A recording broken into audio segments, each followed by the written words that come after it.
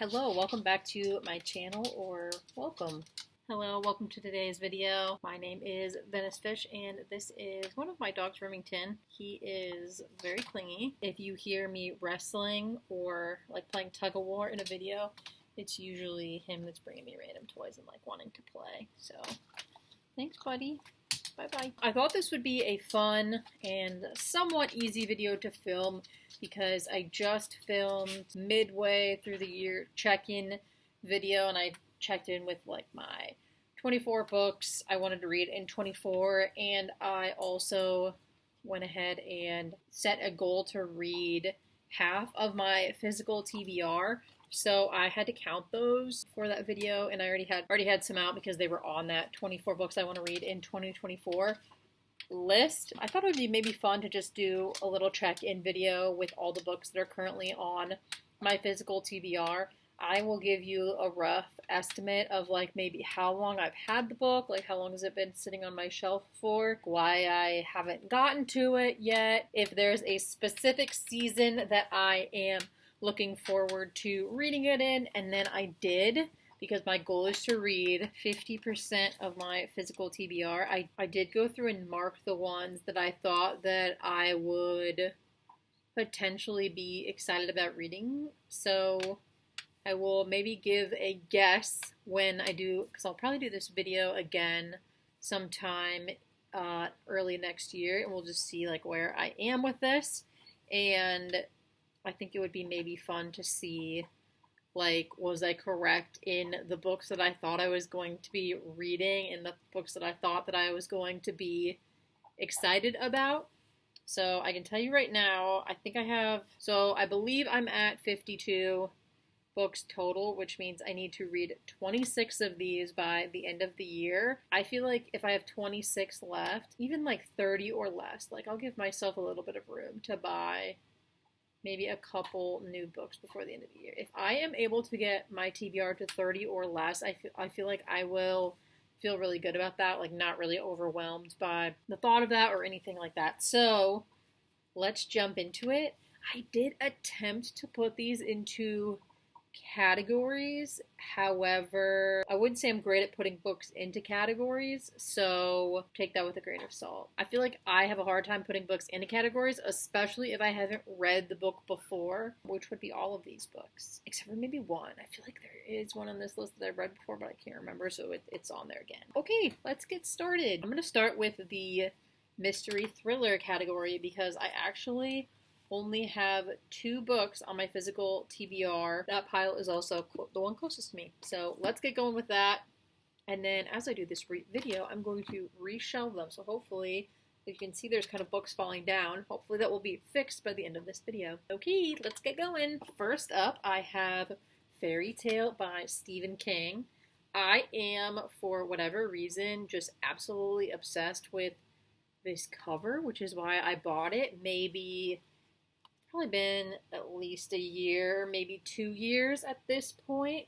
This is a pretty chunky book, okay? It is like 600 pages. The words on the page are very small. It's not on my hyped books for next year, and the reason for that is that my mom actually randomly told me that she read this or started reading it and was not really loving it. So I don't know that my mom and I have the same taste in books, but I did think it was interesting that she did not like it. I bought this because I really wanted to read something by Stephen King, and I'm not really like a horror person. I get grossed out very easily, so that's not my cup of tea. And this cover, like, I feel like the stairs, and then it also kind of looks like an eye. It's kind of giving fantasy vibes. I don't know. I'm putting it in the mystery thriller category, but I don't really know if that is true. Let me read the synopsis really quickly. Charlie Reed looks like a regular high school kid, great at baseball and football, a decent student, but he carries a heavy load. His mom was killed in a hit-and-run accident when he was 7, and grief drove his dad to drink. Charlie learned how to take care of himself and his dad. When Charlie is 17, he meets a dog named Radar and her aging master, Howard Bowditch. a recluse in a big house at the top of a big hill with a locked shed in the backyard.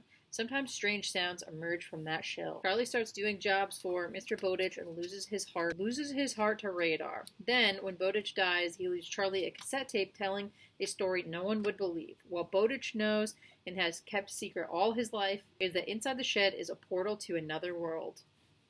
So yeah, I don't really know if this is fantasy or like mystery. Yeah, I didn't put this on my list for the end of this year. I don't know, y'all. I do need to read it in the future, but I feel like this is maybe like a next year kind of project, you know?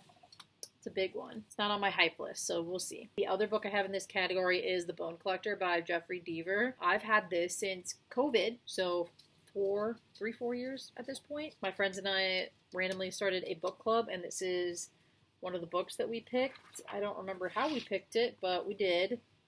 And I've read over 100 pages of this, and it is, I think, close to 500. It's a little over 500 pages. It says, Lincoln Rhyme was once a brilliant criminologist, a genius in the field of forensics, until an accident left him physically and emotionally shattered.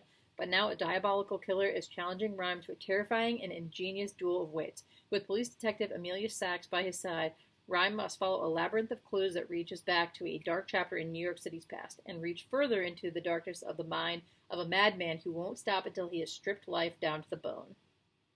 I do remember this being creepy, and I feel like I remember things from it, but I still really want to finish it because I started it, and that's driving me crazy that I accidentally just DNF'd it. I wasn't reading a lot back then, so I literally put it down and just forgot about reading. I forgot to mention The Bone Collector. I do not believe I flagged that as one of the books that neither of those are on there. So we shall see.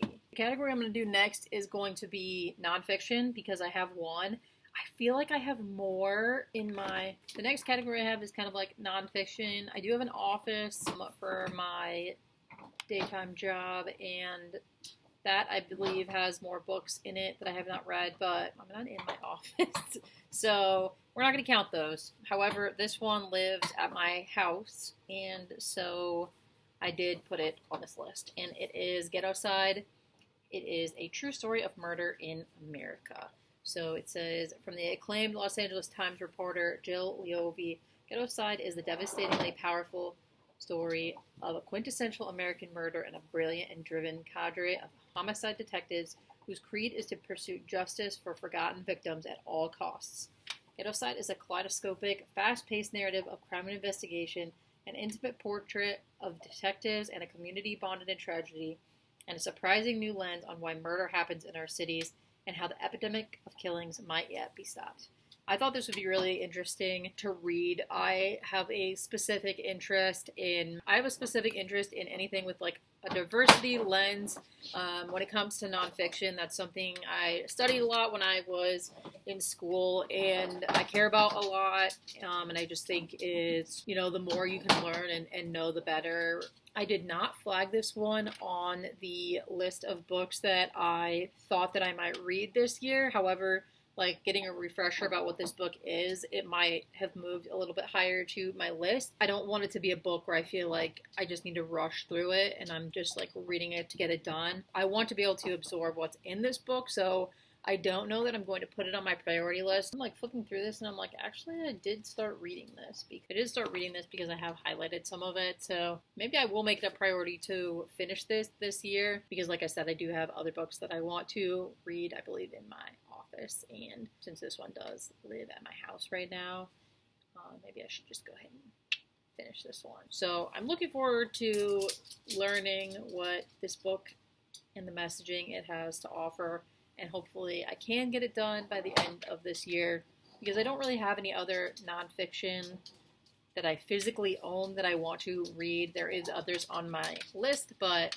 this is the only physical one that I have in my house. So this is definitely an option. The other book that I put in this category, but although it says it technically, like I looked it up and I'll just go into it. So it's Half Broke Horses by Jeanette Walls, is the author of The Glass Castle, if you've ever read that. This is her grandmother's story, and it says that she had to fill in so many gaps, she ended up just calling it's a true life novel. So it is like a lot of true facts, but then there's parts that were filled in. If you've read The Glass Castle, you kind of know what Jeanette Walls's story is, and you know, it's a lot. It's a lot, and I just really enjoy her writing and her storytelling from her own perspective. So I thought it would be interesting to see her tell her grandmother's story, and I do want to read this. However, I wouldn't say it's like at the top of my priority list. I just like to have this for when the time strikes that I am back in the mood for some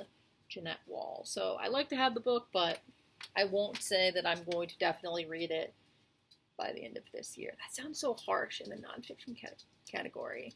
Up next, let's do the romance books, because I have a very large stack here. So the first one is my only dark romance. I believe it is on the list, and it is Hooked by Emily McIntyre. This is the first book in the Never After series. This is where Captain Hook turns into the love interest, and I've mentioned it in other videos, but I'm really like wanting to read this and try this author, try this type of story. This is definitely on my list of books to try by the end of the year, and I'm hoping to be able to get that done. I feel like it's realistic because it's rather short. I purchased this within the past year or so it is a newer book on my shelf. I know, but it is Binding 13 by Chloe Walsh.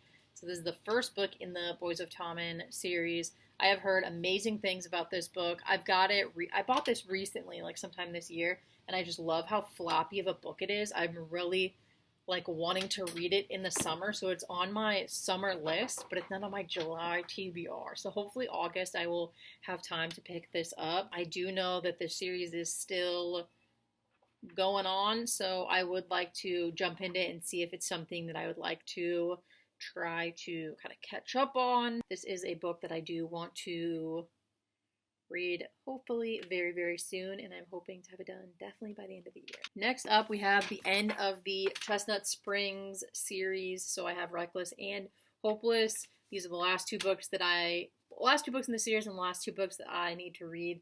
This one is Theo and Winter's story, and this one is Bo and Bailey's story. I've heard this one's amazing. I've heard mixed reviews about this one. However, I really love this world, and I'm very excited to still read these. I'm hoping to get both of them done by the end of this year. That way I can jump into either her old series or her new series next year, because I have heard pretty good things about both of those as well. These are priorities. I bought them around the time that Hopeless actually was released, so I believe that was like last year. I love this series and I'm looking forward to it. Next up, another author that I have not yet read but really want to at least give a shot and try to get into, and that is Miss Allie Hazelwood. So I have both The Love Hypothesis and Love Theoretically. I think I accidentally bought this one first, so then I went back and read this one because I didn't realize there was kind of like a recommended order, I guess, because the characters are sometimes overlapping in the universe. Both of these are STEM romances, and that's pretty much all I know about them. For some reason, I never seem to be reaching for these. I would really, however, like to get into her books, and this is the starting point, so hopefully I can get at least one of these read by the end of the year. That way I just know whether I like her writing style or not, and I kind of just can move forward with those thoughts in my mind, because she is an author that's talked a lot about on all forms of book social media. I'd like to know if she's for me. Up next, I have Meet Me at the Lake by Carly Fortune. I have resisted buying the third book because the first one wasn't my absolute favorite. I probably still will read the third one eventually, but I need to read the second one first. I actually have this checked out right now on audio through the Libby app, and so I'm hoping to read this one very, very soon. It's obviously a very summery book. It's summer right now, and I am hoping to be able to knock this one off of my list very soon. Next up is another summery book, which is Happy Place by Emily Henry. I have owned this book since it came out pretty much, and I have no reason as to why I have not read it, except for I am slightly putting it off. I'm really hoping to annotate it and read it very soon though, so I do think this one should come off my physical TBR by the end of summer. So looking forward to doing that and getting this beautiful book off of my physical TBR and onto just my books that I've enjoyed shelf. well, hopefully I enjoy it. Then after that, I have Icebreaker by Hannah Grace. This is the first book in the Maple Hills, I don't know if it's a series. Maple Hills, Interconnect, Standalones, whatever. I actually started this in the winter. However, I was in the middle of way too many books. This was not the one that I was like pushing myself to finish. So I was enjoying it for the first, I don't know, I probably read like 50 pages, maybe not even that. This is a priority read for me in the fall/winter when it is, again, hockey season. Felt like it would be weird to finish once it was spring and summer, so it is just on hold in my mind till the end of the year, but hopefully it'll be done by the end of the year. Next up, this one's kind of random, and that is Nights in Rodanthe by Nicholas Sparks. Used to be a big Nick Sparks girly back in the day, like reading a bunch of his books. This is a really, really short one. It is like barely over 200 pages, and for some reason I just in my mind have like an obsession with this book. I feel like I remember seeing the movie trailer, and ever since then I've really wanted to read it. I actually feel like I may have read this one before, but I cannot remember. So since it's so short, I would just like to read it again. And I don't know, something about the cover and just it just brings me back to the time when I was really reading like a lot of Nick Sparks. So yeah, I've probably had this for 6, 7, 8 years, something like that. The mood strikes, I might read it this year. Not a stressful book to have sitting there if I don't get to it, but maybe I will this year, we'll see. And then the last books I have in the romance category, although I don't know like technically if they are in this category, is the rest, well, not the entire rest, the next parts of the Magnolia Parks series. So I have Daisy Hates, I have Magnolia Parks The Long Way Home, and I have Daisy Hates The Great Undoing. So I do not own the last book yet.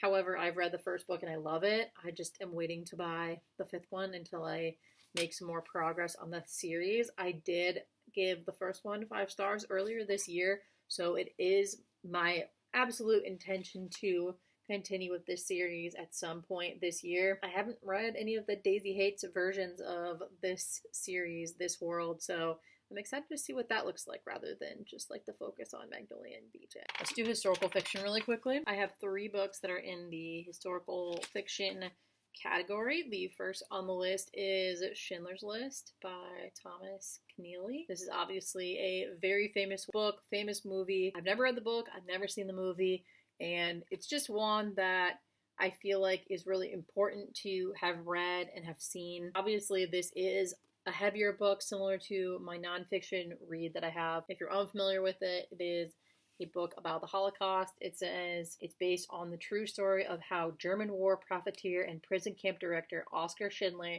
came to save more Jews from the gas chambers than any other single person during World War II. So I just feel like this story has got to be incredible. If I had to guess, I might listen to this on audio. This is probably more of a priority read for me just because I do want to read it and be able to watch the movie at some point during this year. Also on my historical fiction list is 1,000 Splendid Suns by Khaled Hosseini. If you watch my mid-year check-in video, you can kind of hear me go on a tangent about how if I am able to read this book and get it off my physical TBR, I'm going to feel so accomplished because of another book that I was able to get off my physical TBR this year. And if you're unfamiliar what this one is about, it says, 1,000 Splendid Suns is a breathtaking story set against the volatile events of Afghanistan's last 30 years, from the Soviet invasion to the reign of the Taliban to post-Taliban rebuilding, that puts the violence, fear, hope, and faith of this country in intimate human terms. It is a tale of 2 generations of characters brought jarringly together by the tragic sweep of war, where personal lives, the struggle to survive, raise a family, find happiness, are inextricable from history playing out around them. Propelled by the same storytelling instinct that made The Kite Runner a beloved classic, 1,000 Splendid Suns is at once a remarkable chronicle of 3 decades of Afghan history and a deeply moving account of family and friendship. It is a striking, heart-wrenching novel of an unforgiving time, an unlikely friendship, and an indestructible love. A stunning accomplishment. Books like this, they just really get you, and this is like why people love historical fiction. I feel like the stories are just so deep, and you just really feel a lot. So stories, I watch movies like this probably more often than I read books like this. I enjoy these books when I'm reading them. It is just harder for me to want to pick up because it is like you do really feel it. And sometimes when you're reading for escapism, this doesn't necessarily feel like a vacation or anything like that. Obviously not. But the themes in these books are so deep that it is something I still want to read. They make you feel human. I think that's the biggest thing about books in this category. The last book in this category is one that I bought. I believe I can't remember if it was Menards, Lowe's, Home Depot, one of those. My husband drug me along and I was like, I'm gonna go look at books while you look at whatever the heck you're gonna look at. And this is the book I picked up. It is The 3 Lives of Alex St. Pierre. This is very different from the other historical fiction I have. This one is, the plot is wild. Let me read it to you. It says, Alex St. Pierre, an unforgettable name for an unforgettable woman. She grew up surrounded by Hollywood glamour, but as an orphan, never truly felt part of that world. In 1943, with World War II raging and men headed overseas to fight, she lands a publicity job to recruit women into the workforce. Her skills, persuasion, daring, quick wit under pressure, catch the attention of the U.S. government, and she finds herself with an even bigger assignment. Being sent to Switzerland as a spy. Soon Alex is on the precipice of something big, very big. But how far can she trust her German informant? After an Allied victory that didn't come nearly soon enough, Alex moves to Paris, ready to immerse herself in a new position as director of publicity for the yet-to-be-launched House of Dior. In the glamorous halls of the French fashion house, she can nearly forget everything she lost and the dangerous secret she carries. But when a figure from the war reappears and threatens to destroy her future, Alex realizes that only she can right the wrongs of the past and finally find justice. This book isn't that long, so I don't know how they're going to do all of that within this amount of time. This is a random find, and I'd love to read it and just see if it's good and I should be recommending it, or if this was like, there's too many things going on and it takes away from the story. I would love to figure that out and share, because I haven't really seen anybody talking about this book. I would love to read this year, just so I can know. There's so much going on in the synopsis, like what is going to happen? I do not know. And is it in different parts? Like, I have so many questions. So many questions. But those are my historical fictions. First book on my lit fic list is Life of Pi by Jan Martel. And this is a book that I saw the movie for a very long time ago. Probably like 8 years ago when I bought the book.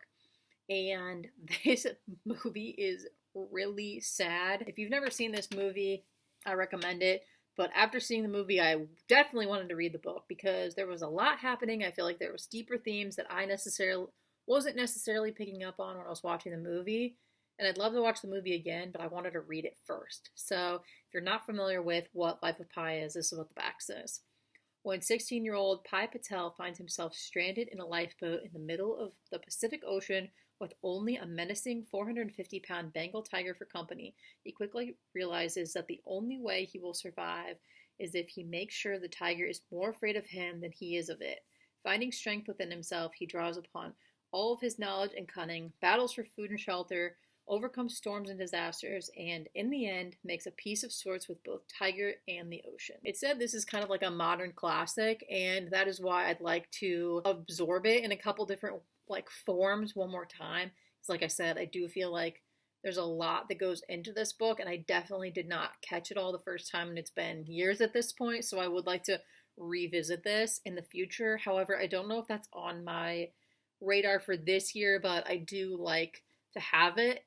It is technically on my physical TBR though, because I've only watched the movie and not read it. So that's the first one. After that is Nobody's Fool. This is another book that I've had for literally years, maybe like 8. I think somebody gifted this to me. It's a winner of the Pulitzer Prize, and these books for some reason are always, I think, very good, but very hard to just pick up and start. This is another book that I don't see people talking about, at least nowadays, so I would love to see what I think of it. And it is a book that I'm interested in reading.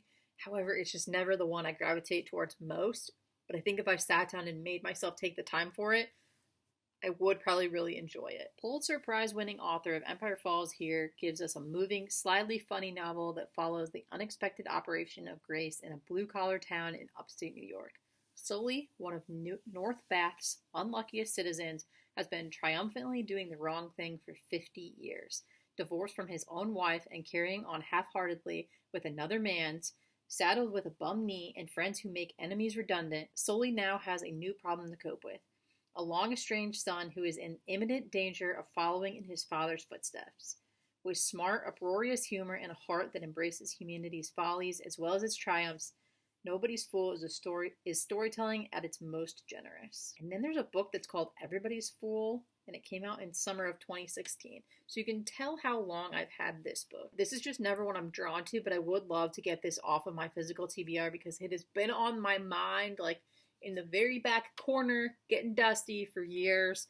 And I'd love to wipe that dust off, read it, just see if I like it, and then I can like get the second one if I do, or just like put it on the shelf and lend it out to future people that look at my library. Next up is a book I bought, I believe, a year ago, and that is Normal People by Sally Rooney. I believe it's a series on Hulu per this sticker, and I'd love to watch the series. I don't know much about Normal People. I know that Sally Rooney doesn't use quotation marks with her writing. So I'm very interested to see like how I take her writing, because I've heard like that bothers the heck out of some people, and some people don't seem to be bothered, then they just think Sally Rooney is a genius. So I'm interested to see where I fall on that spectrum. So hopefully I am able to read this year. I mean, it is really short, like not even 300 pages. So that should be a book I can easily knock out at some point. Here's the next one, and it is The Cuckoo's Calling by Robert Galbraith. If you are unaware, this is a alternate name for J.K. Rowling. I bought this book before I knew what a problematic person she is, so I don't know, even though I love Harry Potter with all of my heart and soul, I don't know if I'd be hyping up another book that she wrote, but I did just love Harry Potter so much that's why I picked this up years and years ago, and I do feel like I'm interested to give another type of her writing a try. However, if I wasn't feeling it within the first 100 pages, I would probably DNF it and unhaul this book, to be 100% transparent. So I would like to just crack this one open at some point this year and just see if I like it. I opened up GoodReads just really quickly to see what people thought of this and what they were talking about, because I haven't heard anybody talk about it for a very long time. And a lot of people were saying it's very interview style, it's very like dialogue heavy, which I like, but then it's telling and not showing, and that's not necessarily good. So this is what the back of the book says, and you can decide for yourself. When a troubled supermodel falls to her death from the balcony of her London home, it is assumed that she has committed suicide. However, her brother has his doubts and calls in private detective Cormoran Strike to investigate. Strike is a war veteran, wounded both physically and psychologically, and his private life is in disarray. The case gives a financial lifeline, but it comes at a personal cost. The more he delves into the young model's world, the darker things get and the closer he comes to terrible danger. I am interested to just read this and see what I think. If I don't like it, I'm probably going to unhaul it. So, TBD, let's try to crack this one open this year and just see what I think. And that is My Sister's Keeper by Jodi Picoult. I have never seen the movie, but I've obviously heard it is incredibly sad. I bought this back when I was really into my sad movie phase, and I wanted to read this, that way I can watch the movie. I know this has cancer as a main theme in it, and grief, I assume. I do still really want to read this book and watch the movie. However, it's so hard to get myself to just want to pick up this and just be sad for this long of a book. I mean, it is over 400 pages of, I believe, just being sad. However, just because it's sad doesn't mean it doesn't deserve to be read. So I would like to get to this one. Maybe this is another one that I can just crack into. As with some other books on my shelves, it's not like I feel the need to read this right now. It's not like, it doesn't feel super urgent to me to do so. I wouldn't say it's a priority for me because I don't want to rush this book because I don't think it deserves that. Next up, this is an interesting book that I acquired from my mother.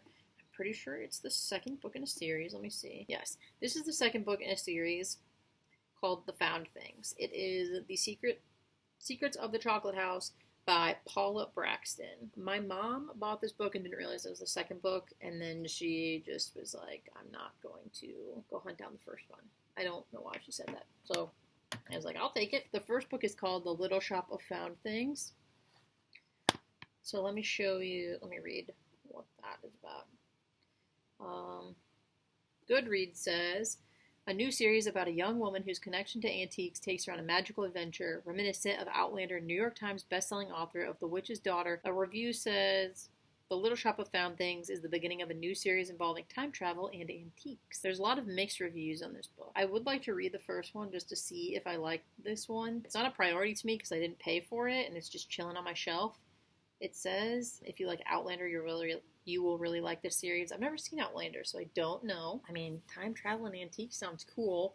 I feel like this is like a very wintry, like, drink a cup of coffee while I'm cracking open this hardcover kind of vibe. It is like barely 300 pages, so I do feel like this is a book that I can get read. Obviously, I'm not going to probably get it done this year because I do not own the first one.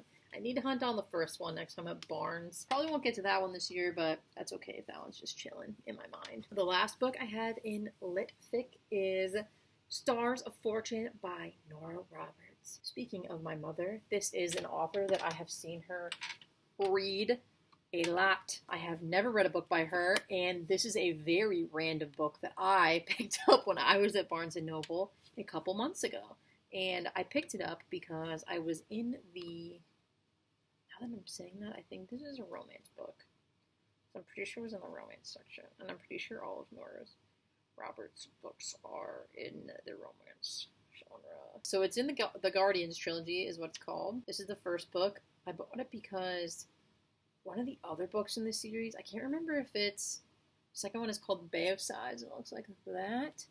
And then the third one is Island of Glass, and it looks like that. One of these books was absolutely stunning, and the pages are like these ones where they're like different sizes, and it's giving such a beachy book vibe, and I just thought all the covers and like the names and the titles were so appealing. So the marketing with this book really got me. It has like red foil and gold foil detail on it, and the other ones also have foil detail. I mean, these books are gorgeous. I'm hoping to make it to the beach at some point this year, so I'd love to take this one with me and read it on the beach. I have absolutely no idea what it is about.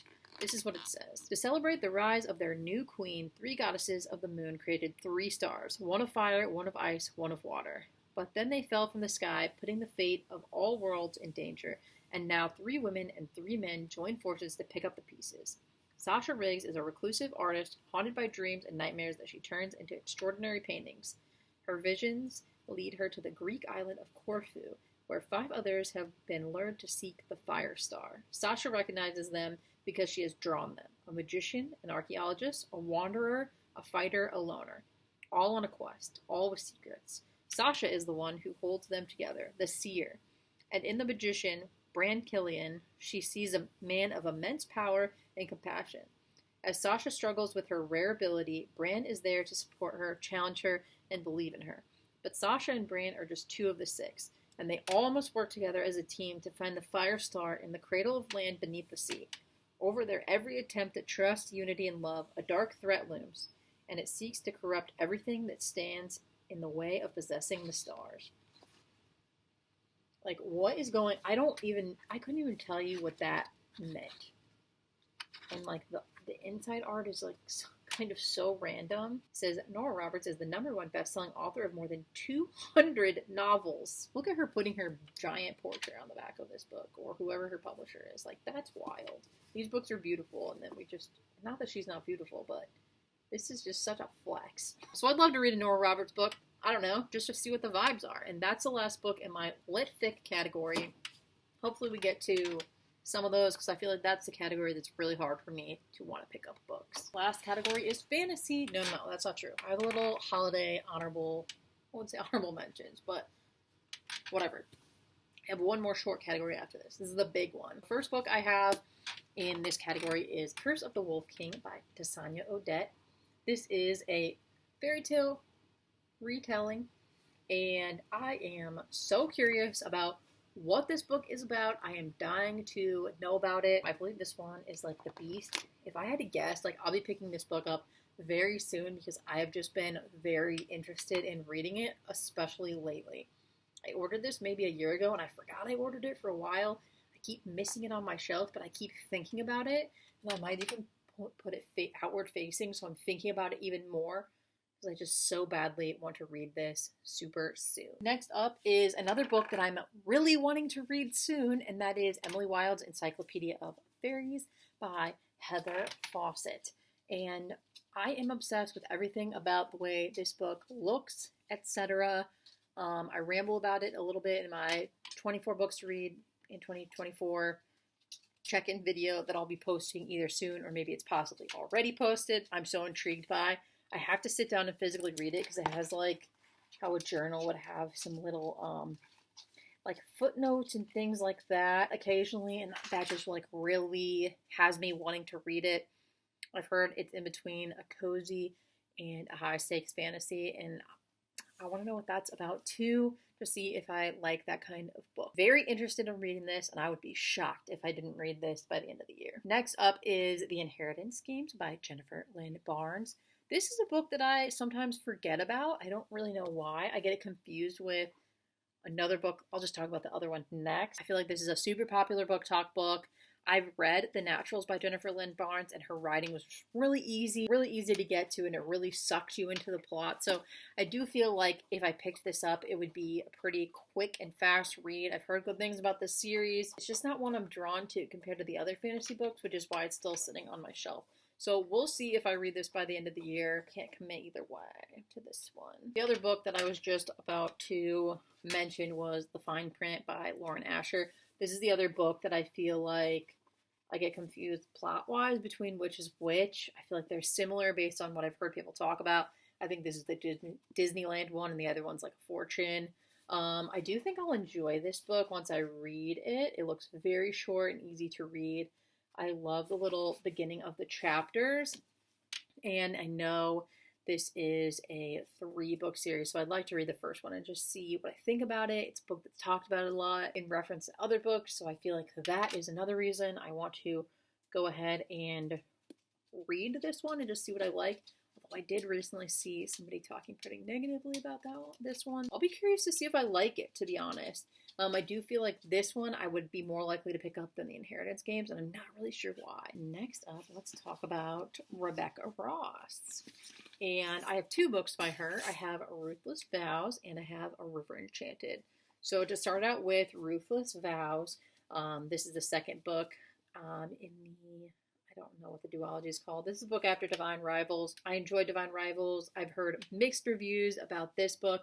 However, I would still really like to read it, and I'd really like to read it this year. I've heard more positive reviews of it lately compared to when it first came out. I feel like I heard more negative reviews, so I would like to read it now while my general feelings toward it are higher and just finish out this kind of little series. The other book I have by her, A River Enchanted, the only reason I bought this book is because at Barnes & Noble, I did something on accident and they said, well, you get a free book because you bought this and this. Probably like their buy 2 get 1 sale or something like that. So I was just kind of like forced to kind of look and pick. I wouldn't say this is like a priority read, but the cover is very beautiful and I do think I'll read it eventually. I don't necessarily see myself reading it this year, but you never know. Maybe if I do a random way of picking my TBR, maybe I will get to this one. I haven't really heard very much talk about it, so I would be curious to see what I thought, though. Sticking with just authors that I have multiple books from, let's go to Ms. Leigh Bardugo.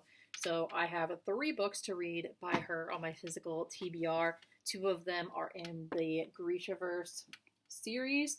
I was able to read Shadow and Bone earlier this year, so I have like unlocked the series, and I did give Shadow and Bone 5 stars, so I would like to at least get 1 more book out of this series read this year is really my goal, if not both of them, because I do think these 3 books connect to Six of Crows. So I think it's kind of like these are all connected and I have to read them in order, so I need to just start making my way. I did try to start this one pretty shortly after I finished Shadow and Bone, but I needed to take a little bit of a break, I think, and then I took too long of a break, and then when I tried to start it again, I was confused. So I think I need to do a refresher and then jump back into this one sometime soon, though, before I forget too much. It was kind of like a surprising 5-star, and I've heard that the series gets better as it goes on, and then I've heard really good things about Six of Crows, so I would love to be able to get to 1 or maybe even 2 of these by the end of the year. So many fantasies that are on my list are wrapped up with series, and this one is no different. This is Finale by Stephanie Garber. It is the third book in the Caraval series. I just finished Legendary earlier this week, last week, sometime this month, and I really enjoyed it. So I feel like I will totally be able to get this one done before the end of the year. And then I do want to jump into Once Upon a Broken Heart. I just don't own those yet. So if I do finish that, I can see myself like going and buying those and expanding my TBR that way. I'm just really excited about this book. I bet I'll read it really soon. If I had to guess, I'll probably read it next month. So hopefully this one will indeed be done and I don't lose my hype for it before the end of the year. Another series I'm in the middle of is the Cruel Prince series. I don't know if that's the name of the series, but that's the first one. This is the second book. It is The Wicked King by Holly Black. I'm actually in the middle of this one right now. So this one should definitely be done. I don't see myself stopping. I think I'm almost actually halfway done with it. I'm listening to it. Been listening to it today. So hopefully this one is done extremely soon. And kind of like Finale, I do see myself buying the rest of this series. So my TBR might expand a little bit with that. I mean, in terms of just reading what I have right now currently, this one should definitely be done soon. Next up is a random one, and it is All of Us Villains by Amanda Foody and C.L. Herman. I feel like I bought this book because of the cover, like a couple years ago. I was really excited to read it, and then Hyped Books got the best of me, and I kind of just didn't pick it up and read it. Let me read the back to you really quickly. So it says, "The blood moon rises, the blood veil falls, the tournament begins. Every generation at the coming of the blood moon, seven families in the remote city of Ilvernath each name a champion to compete in a secret tournament to the death. The prize? Exclusive control over a hidden wellspring of high magic, the most powerful resource in the world. One thought long depleted. But this year, a scandalous tell-all book has exposed the tournament and thrust the 7 new champions into the worldwide spotlight. The book also granted them valuable information previous champions never had, insight into the other families' strategies and weaknesses. And most important, it gave them a choice. Accept their fate or rewrite their legacy. Either way, this is a story that must be penned in blood." I feel like this sounds like such a good fantasy series. I don't know why no one is really talking about it. I've never seen anybody talk about it, and I'm dying to read it. My hype is back. I feel like I'm just kind of waiting till fall time, but I might get the urge and pick it up like late August. We will see what happens next when I do my next month TBR, but this book is definitely on my radar. And oh my gosh, if I don't read this book by the end of the year again, I'm going to be a little bit mad at myself, to be honest. Like, I just need to read this. This is a random book in the fantasy area of my TBR, and it's The Hobbit by J.R.R. Tolkien. I've never watched any of the Lord of the Rings movies. I think I started one once and I was very confused, but I have heard amazing things about the entire universe. This is a very short book, less than 300 pages. The pages are super tiny. This is a classic fantasy book and fantasy world. I feel like people that are fans of this are just huge fans. I would love to get into it. I feel like it's my cup of tea. I love that this is just like this old school paperback book. I would love to just sit there and just read this somewhere. So I'm really hoping to read this by the end of the year. Another book that I need to read by the end of the year is The Ballad of Songbirds and Snakes by Suzanne Collins. This is the first prequel of the Hunger Games series, which I have read and loved. And they just made this one into a movie, and now she's coming out with the book that's in between this one and the Hunger Games, and it's Haymitch's story. So I need to go and read this one. I actually started it on audio, but I was getting a little bit confused. I might need to go through and watch the movies before I can read this book, but I do feel like I can easily do that because the movies are really good. And I think that'll just give me more context and kind of remember that world.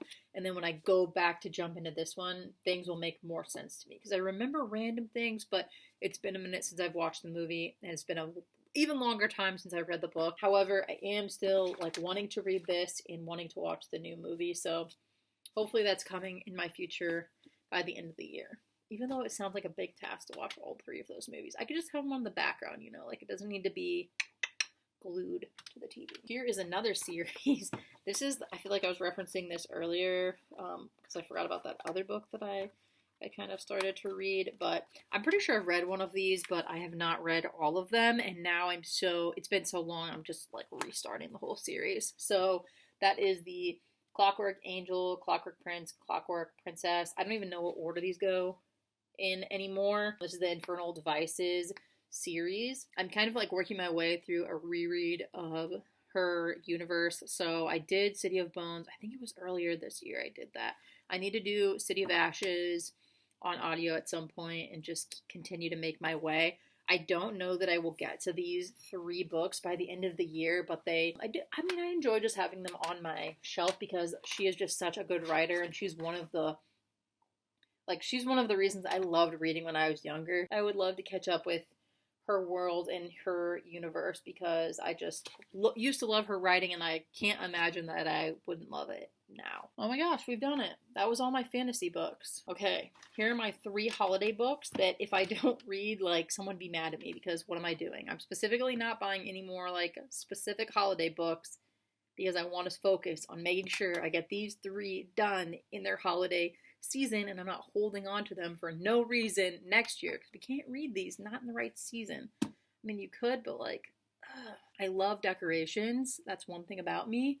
I feel like I looked really intense when I said that, but I do. I really like decorating my house. I love decorations, things like that.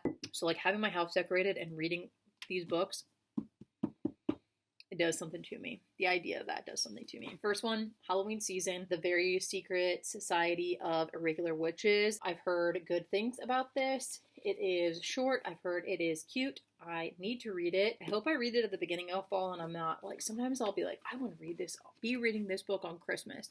And I mean, be reading this book on the certain holiday.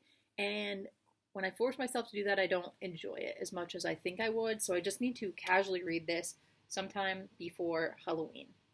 If I don't have this done, I am going to be a little bit upset with myself. Next up is 2 Christmas books. One is Dash and Lily's Book of Dares.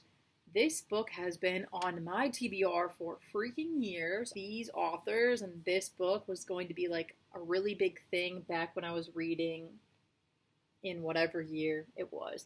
And I ordered this recently. Oh, these authors wrote Nick and Nora's Infinite Playlist. So probably around the time where that movie came out. I started to read it last year. I think it was like after Christmas. And I was like, I can't do this after Christmas. Like, it just, we're not doing this. This is less than 300 pages and the font is absolutely huge. This is going to be a quick Christmassy read. I might do Bookmas, so I feel like this would be a good reading vlog book to do. It says, Lily has left a red notebook full of challenges on her favorite bookstore shelf, waiting for just the right guy to come along and accept its dares. Dash, in a bad mood during the holidays, happens to be the first guy to pick up the notebook and rise to its challenges. What follows is a whirlwind romance as Dash and Lily trade dares, dreams, and desires. In the notebook, they pass back and forth at locations all across New York City. But can their in-person selves possibly connect as well as their notebook versions, or will their scavenger hunt end in a comic mismatch of disastrous proportions? I mean, it's New York City and it's Christmas.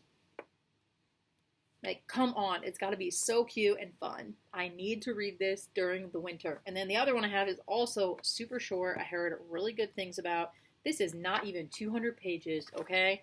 So if I do not read this, that is crazy. It is The Mistletoe Motive by Chloe Leese. I can't remember, some booktuber was talking about this and saying it was a really good Christmas book. I bought it. This is another one, if I do Bookmas, I think would be a good one to do as a video because it's super short. I'm hoping I am able to get both of these, all 3 of those holiday books off my physical TBR. That way, when the new holidays come around, I can go out and buy a holiday-themed book and not have to worry about reading the ones I already have. So that is all I have for my physical TBR. Woo-wee. That was a lot of talking. I feel like I'm talking very fast. I've had more caffeine than I usually consume, but I had a lot of fun, and I feel like this helped me get reminded and get hyped about books that I already own and I have my own personal library. I need to read them, shrink my physical TBR down a little bit so it's a little bit more manageable, and that way when I'm in the mood to buy books, I don't feel guilty about it, because that is like one of the main things that I'm hoping to accomplish. Thank you so much for joining me for my jibber jabbering about my physical library, and I will catch you next time. Bye!